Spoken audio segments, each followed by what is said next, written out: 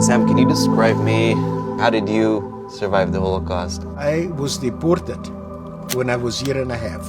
And if you will ask any survivor, how come you're alive today? Everybody will use only one word: luck. My luck was I was never separated from my parents. And for 2 years, we were somewhere in former Soviet Union. And a German woman, at the risk of her entire family's life, saved my life by giving me milk. You're also a survivor. How did you survive?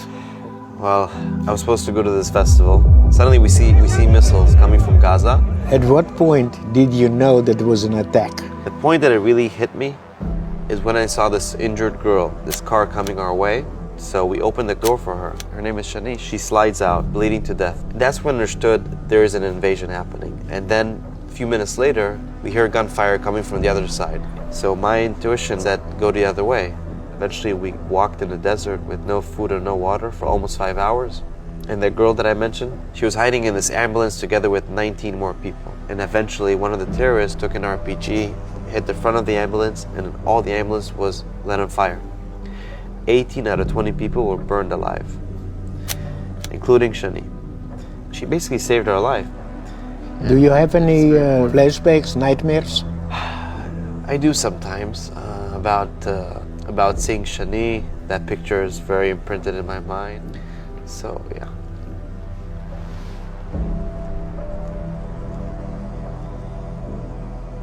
I had a nightmare, and I felt that I am in a void. That feeling lasted for quite a while, but eventually it went away. And I hope that your flashbacks, whatever it is, would also in time. Have you forgiven the Nazis for what they've done? I forgave the world that stood by and did nothing, but not the criminals. Was this brutality worse than the Nazis, the brutality that happened on October 7th? Absolutely. Even the Nazis were not that brutal. The Nazis had an ideology. Here, what's happening right now in the Middle East, that is pure hate. There's a recent study that says that 1 out of 5 Gen Zers denies that the Holocaust happened. Israel today is fighting not only for its own existence, but it is on the forefront to save the West. It will be up to the next generation, your generation, to make a difference and to make sure that they know how to prevent future tragedies, how to react to what's happening today. When I talk to the young people, I say, to the world, you are one person. But to one person, you are the world. And we have to care for each other. You know, if you don't share this, if you don't get it out, it's like cancer. It will kill you from the inside. So I felt that.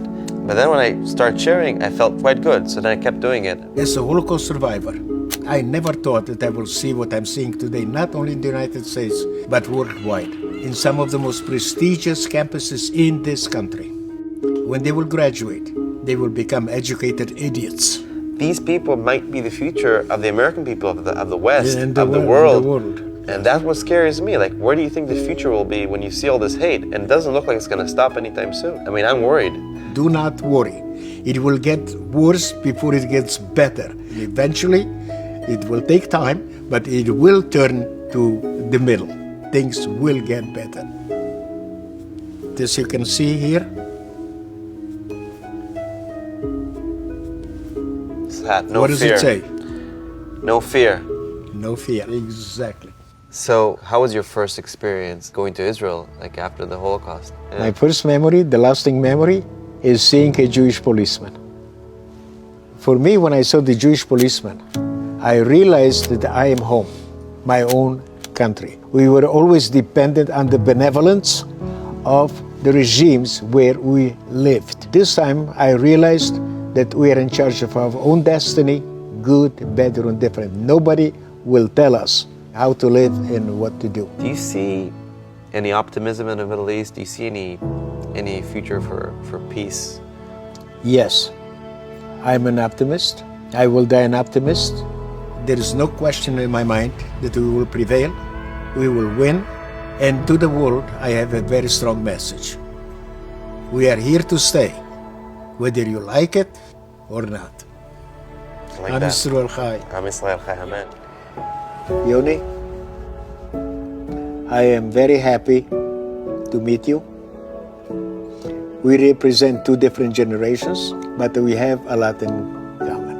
And let's hope that peace will come sooner than later. Amen to that. Sam, thank you very much. You inspire me a lot. And thank you for sharing. Thank you for giving me the opportunity to say some of the things that I had to say.